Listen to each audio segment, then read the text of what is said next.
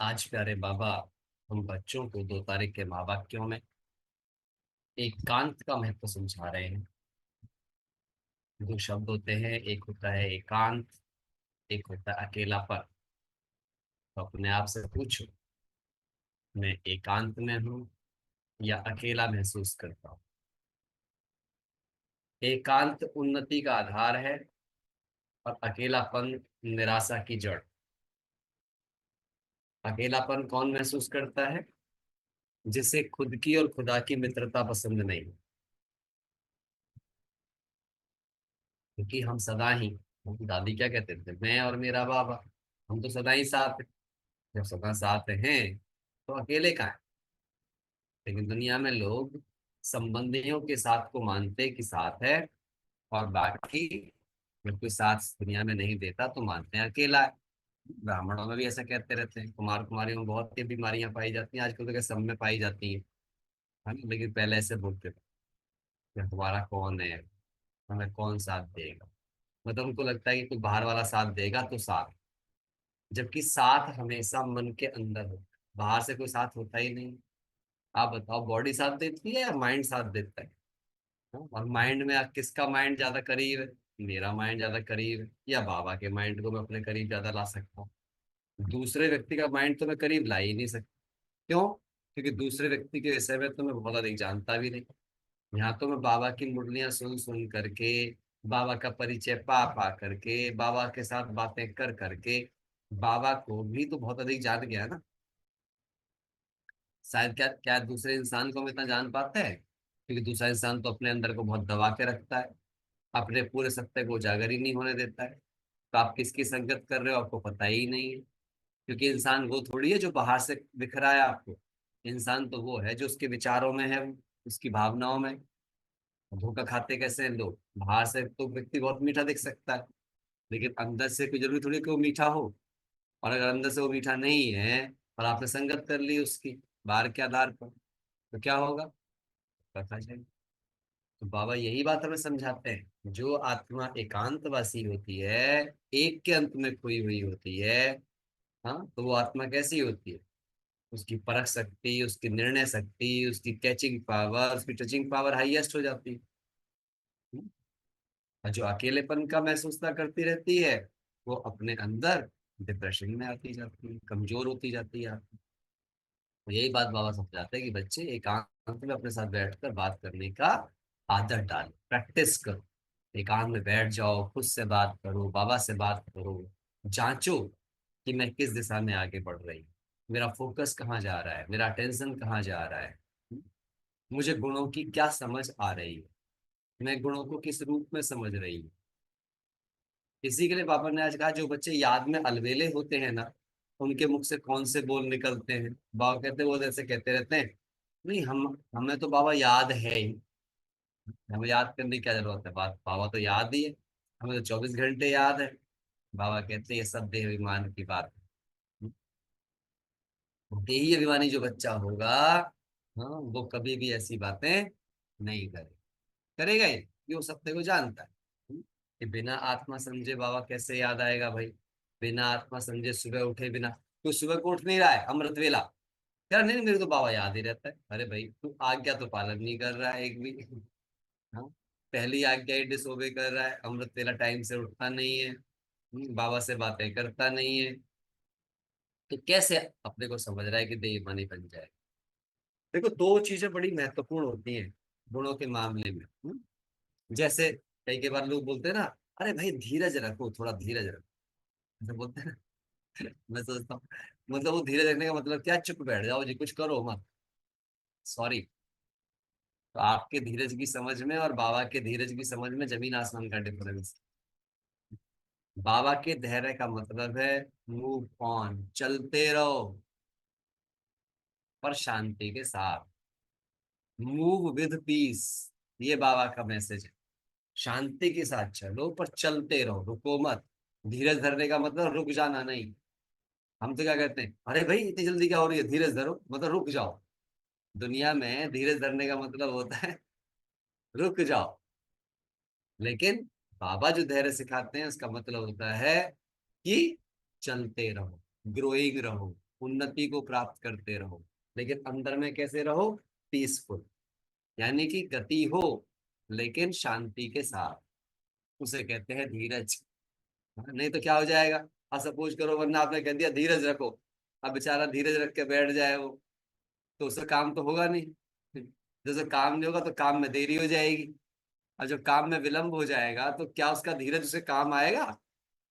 थोड़ी देर बाद उसका धीरज ही उसको परेशान करना स्टार्ट कर देगा। अरे लो बताओ, मेरे को धीरज रखने की बात कर रहे हैं और मेरा तो काम अटक गया, मेरा तो ऐसे हो गया। उसका दिमाग ज्यादा चलना शुरू हो जाएगा। ऐसे ही होता है। तो बाबा के गुण समझो, वो मत समझो दुनिया समझा रही है। अच्छा, कुछ लोग बोलेंगे गाना सुना करके, धीरज धर मनवा तेरे सुख के दिन आए क्या? अच्छा, सुख के दिन आएंगे कि लाने पड़ेंगे? आएंगे या लाने पड़ेंगे? वैसे आएंगे समय काल के हिसाब से, पर मुझे तो मेरे सुख के दिन लाने पड़ेंगे ना, क्योंकि वो तो पुरुषार्थ पे डिपेंड है ना भाई। अगर पुरुषार्थ पे डिपेंड नहीं है तो नंबरवार की कोई बात ही नहीं है। इसका मतलब षष्ठी के सुख के दिन तो अपने आप आएंगे, समय के अनुसार आ जाएंगे वो तो। जैसे रात के बाद दिन तो हो ही जाएगा, रात खत्म हो भी जाएगी। अब रात मैंने काटी है, रात मैंने बिताई है, रात मैंने अपने को एनर्जाइज किया है, रात मैंने तप में बिताई है, रात मैंने कैसे बिताई है मेरे को पता है। रात तो रात है, पर उस रात में मैं मेरे लिए क्या लाऊंगा? मैं मेरे लिए रात में चैन से सो करके सुबह तरोताजा उठूंगा, या उसी रात में मैं कुछ टीवी टावी देख करके दिमाग खराब करूंगा, या उसी रात में मैं कहीं बाहर घूमने चला जाऊंगा, या उसी रात में मैं कोई यात्रा कर रहा हूंगा? कर क्या रहूंगा? मेरे लिए वो याद या रात ऐसे बीतेगी जो कुछ मैं उसमें करूंगा। एम आई राइट और समझ आ रही ना बात? ये समझना बड़ा महत्वपूर्ण। तो कोई भी चीज को हमें समझना है। अब ऐसे ही बाबा हमसे हम क्या कहते हैं? दृढ़ता सफलता का हार। कहते हैं नहीं कहते बाबा? दृढ़ता से सफलता मिलेगी भाई, जिसके पास दृढ़ता है सफलता मिलेगी। लेकिन अब बाबा की दृढ़ता क्या है? मैं तो आजकल ऐसे गुणों के बारे में सोचता रहता हूँ, बैठा हूँ, है ना? बाबा के गुण क्या मतलब है बाबा का, और इंसानी दृढ़ता क्या मतलब? दोनों में बहुत अंतर है, जमीन आसमान का अंतर है। देखो, इंसान जो दृढ़ता की बात करेगा, वो बोलेगा कैसे भी करे बस करना है, I have to do it, मुझे करना ही है, हर कीमत पे करना है। ये जो हर कीमत पे करना है, इसे तनाव देता है, स्ट्रेस देता है, ये अहंकार को बताता है। तो इसे कहते हैं रिजिड डिटर्मिनेशन। ये स्पिरिचुअल डिटर्मिनेशन नहीं है, आध्यात्मिक डिटर्मिनेशन नहीं है ये। आध्यात्मिक डिटर्मिनेशन क्या है? आध्यात्मिक दृढ़ता क्या है बाबा की? मैं करना तो है, परंतु अपने वैल्यू सिस्टम, अपने करेक्टर सिस्टम और बाबा की मर्यादाओं को मद्देनजर रखते हुए, अर्थात उस दृढ़ता में मेरे गुण ना छूट जाएं। अगर मेरे कोर गुण छूट गए और मैंने काम पूरा कर लिया, तो उस काम को पूरा करना भी मेरे लिए दुख का कारण बनेगा, ना कि सुख का कारण बनेगा। समझ आई बात या नहीं आई?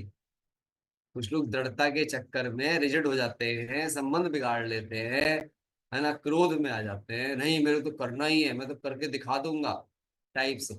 ये दृढ़ता की पहचान नहीं है, ये कठोरता की पहचान है एक तरीके से, और लोगों ने कठोरता को दृढ़ता मान लिया, और ऐसी कठोरताएं देवीमान को बढ़ा देती है। दृढ़ता मतलब बस मैं कर रहा हूं जिसमें सब खुश हो रहे हैं। करना तो है ही, लेकिन कैसे? बाबा की सुख की परिभाषा के साथ। बाबा के सुख की परिभाषा क्या है? जिसमें जब मैं कुछ करूं तो मैं भी सुखी महसूस करूं, जिनके साथ कर रहा हूं वे भी सुखी महसूस करें, और जिनके लिए कर रहा हूं वे भी सुखी महसूस करें। ऐसी दृढ़ता दृढ़ता है भगवान।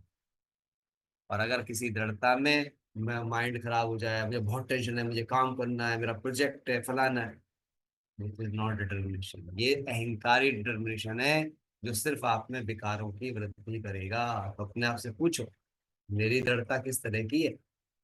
मैं कौन सी दृढ़ता में हूँ? और ऐसी दृढ़ता कौन मैनेज कर सकता है?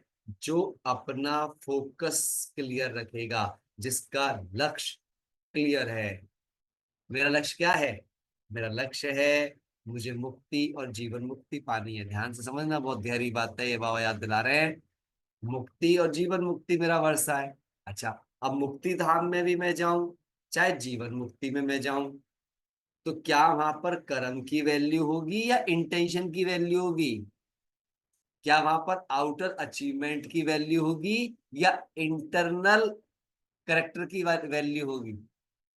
मुक्ति धाम में भी इंटरनल करेक्टर की वैल्यू होगी। मैंने क्या पाया, इसकी वैल्यू ना तो सत्युग में होगी और ना परम धाम में होगी। वहां किसकी वैल्यू होगी? मैंने कैसे पाया। क्या पाया की वैल्यू नहीं होगी। ये नहीं पूछा जाएगा तुमने कितना कुछ किया, कितने सेंटर खोले, कितने लोगों को परिचय ये नहीं पूछा जाएगा। कैसे दिया, देकर तुम्हें कैसा लगा, जिनको दिया उनको कैसा लगा, कितने लोग संतुष्ट हुए, क्या तुमने जो किया तुम उससे संतुष्ट हुए, क्या जिनकी सेवा की वो संतुष्ट हुए? अगर माहौल में संतुष्टता नहीं बढ़ी तो जस्ट वेस्ट ऑफ टाइम हो गया, केवल एक्टिविटी हो गई, कोई परिणाम नहीं निकलेगा उसका, कोई भी परिणाम नहीं,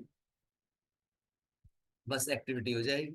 हमको तो लगे हमने बहुत सेवा की, बाबा कह देगा "ये मेरे किसी काम की भी नहीं थी तेरी सेवा"। क्योंकि बाबा वर्षा किसके बदले में देगा?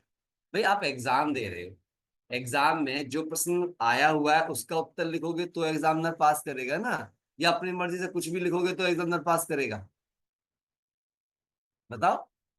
आपके बच्चे को चार सवाल और आते हैं, वे चार आते ही नहीं है जो एग्जाम में आए हैं, पास होएगा? होगा? हम सब ऐसे लगे पड़े, कल के दिन ऐसा पश्चाताप घेरेगा ना, जब बाप बोलेगा नहीं नहीं ये मेरे काम का था ही नहीं, ये क्वेश्चन आया ही नहीं था पेपर में, तूने लिखा क्यों? अपने आप से बात करना सीख जाओ, यही मैसेज है आज की मुरली का। गहराई से तो स्थिति देय माने स्थिति बनेगी। तो अपने धीरज को समझो, अपनी दृढ़ता को समझो, अपने फोकस और एकाग्रता को समझो। गुणों की गहन समझ लाएंगे तो जीवन श्रेष्ठ बनेगा। ओम शांति। चलो।